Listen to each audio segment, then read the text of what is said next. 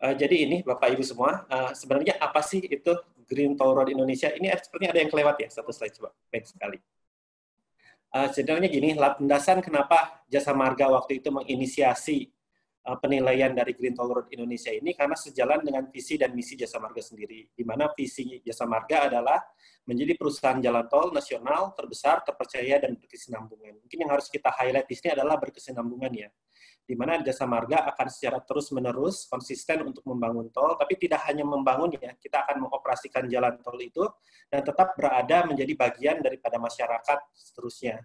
Nah, untuk mendukung berkesinambungan ini, tentu kita harus membuat bagaimana jalan tol itu memperhatikan juga unsur masyarakat dan juga unsur lingkungan. Selain itu, di dalam misi kita ada mengoptimalkan pengembangan kawasan untuk kemajuan masyarakat, sehingga kemajuan masyarakat ini menjadi hal yang penting bagi kita, masyarakat dan lingkungannya, juga untuk meningkatkan nilai bagi pemegang saham. Next. Oleh karena itu, kita menginisiasi penilaian dari Green Toll Road Indonesia, yang merupakan konsep mengintegrasikan, pertama itu adalah fungsi transportasinya, yaitu jalan tolnya, dan juga keberlanjutan ekologis melalui pendekatan pembangunan berkelanjutan. Jadi sebenarnya ini bagaimana jalan tolnya itu benar-benar jalan tol, mempunyai SPM yang baik, terpenuhi, sesuai dengan fungsinya, tetapi juga memperhatikan faktor ekologis, yaitu masyarakat dan lingkungan. Sehingga lahirlah Green Toll Road Indonesia ini dengan penilaian-penilaiannya untuk menilai hal-hal yang tadi disebutkan. Next lagi. Nah, ini contoh penilaian yang akan dinilai di dalam Green Toll Road. Yang pertama itu akses kelayakan dan pelayanan. Ini mengacunya ke SPM terutama. Kedua, aspek lingkungan. Ketiga, aspek efisiensi energi dan air. Keempat, material. Kelima, konstruksi. Dan keenam, kerjasama wilayah. Next lagi.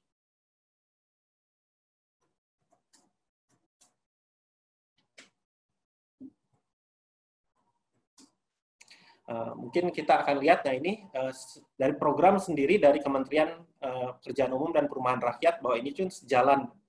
Jadi dari Kementerian Pekerjaan Umum punya rencana sebagai berikut, bahwa pada tahap-tahap awal memang yang paling penting itu adalah bagaimana menghubungkan wilayah-wilayah di Indonesia. Itu yang jadi concern utama dari Kementerian Pekerjaan Umum.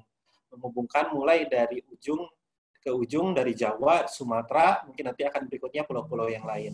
Nah, tetapi tahap berikutnya setelah berhasil menghubungkan di tahun 2020 ini, yang akan diperhatikan oleh kementerian adalah dari bagaimana toll core function itu terpenuhi. Toll core function itu apa? Antara lain SPM-nya, antara lain rest area-nya, dan juga manajemennya itu terpenuhi.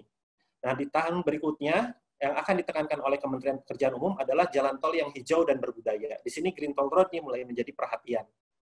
Di 2022 jadi tol yang hemat energi juga, tahun 2023 jadi tol yang untuk semua.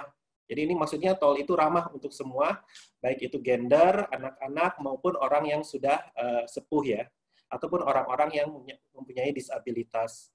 Dan di tahun 2024 menjadi jalan tol yang berkarakter. Seperti kita lihat, bahwa ini merupakan bagian daripada program Kementerian Pekerjaan Umum untuk beyond daripada SPM.